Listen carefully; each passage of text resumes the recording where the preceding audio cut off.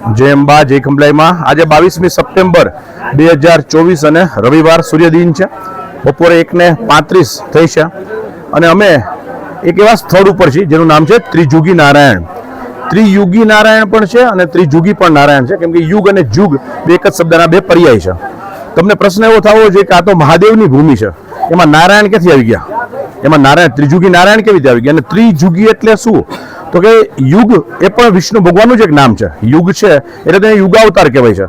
યુગ, વિષ્ણુ અને એની સાથે નારાયણ એટલે ત્રિજુગી નારાયણ। 3 વાર નારાયણના નામ આવ્યા। યુગ આવ્યું, એક નારાયણ આવ્યું અને એક વિષ્ણુ આવ્યું, એટલે ત્રિયુગી નારાયણ કહેવાય છે।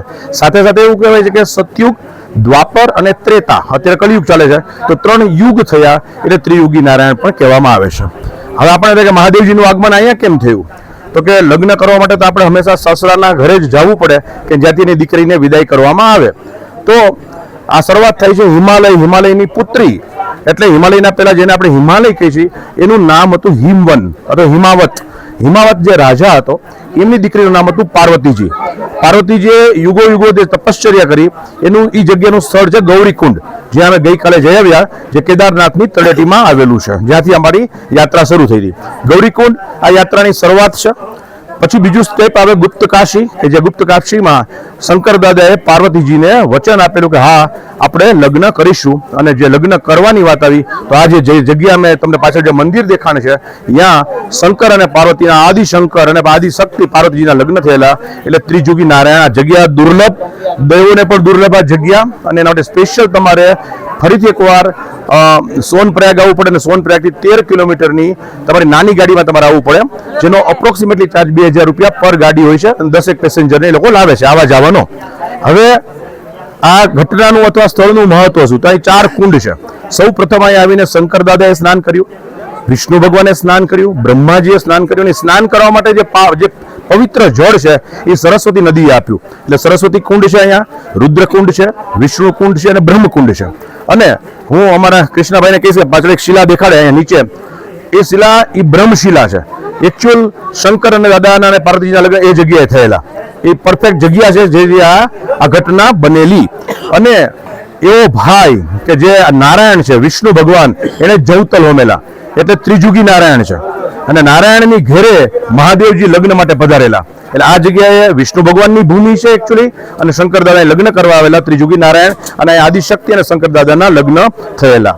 પ્રશ્ન એ આવે કે આ લગ્નના જે મુખ્ય આચાર્ય, પ્રધાન આચાર્ય કોણ હતું? તો સ્વયં બ્રહ્માજી।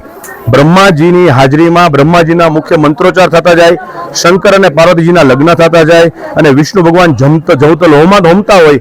તમામ દેવી દેવતાઓ તમે જે જોયેલા, આપણે મહાદેવ સિરિયલમાં પણ જોયેલા, એ ઘટના અહીંયા બનેલી આ ત્રિજુગી નારાયણ કહેવાય છે। કે એની જે ભસ્મ છે, જે આદિકુળથી જે વેદોથી 3 યુગથી જે ચાલતો આવેલો છે એવો જે કુંડ છે, યજ્ઞકુંડ, એની જે ધૂની છે એને અખંડ ધૂની કહેવામાં આવે છે, કેમ કે 3 યુગથી આ કુંડ જલતો આવેલો છે, હજી પણ પ્રજ્વલિત છે, હજી પણ ભસ્મ ગરમ છે, અને આ ભસ્મ ચમત્કારિક ભસ્મ ગણવામાં આવેલી છે।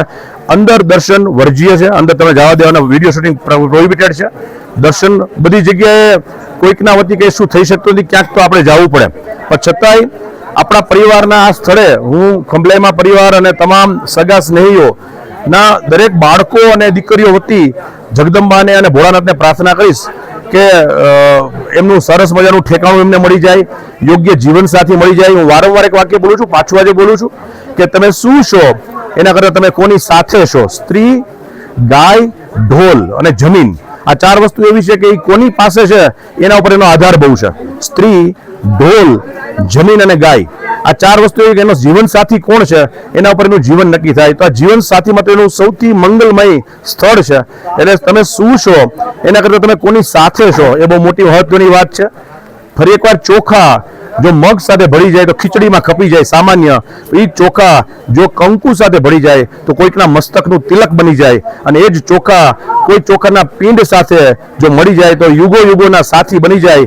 પિંડ એ છે।